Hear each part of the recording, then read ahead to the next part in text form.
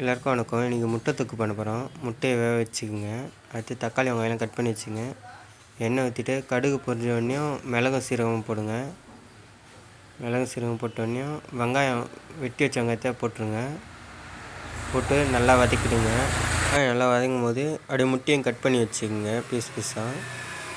Cut பண்ணிட்டோடனையும் வெங்காயம் வதங்கிச்சுன்னா இஞ்சி கொஞ்சம் போட்டுங்க, இஞ்சி பூண்டு பேஸ்ட்டு. இஞ்சி பூண்டு போட்டோடனே தக்காளி போட்டு தக்காளி கூட உப்பு போட்டு அப்படியே வதக்கிடுங்க. நல்லா வதக்கிட்டு வதங்கினதும் மிளகாத்தூள் கொஞ்சம் போட்டுங்க, தேவையான அளவுக்கு போட்டுங்க மிளகாத்தூள். நல்லா போட்டு அதையும் நல்லா வதக்கிடுங்க.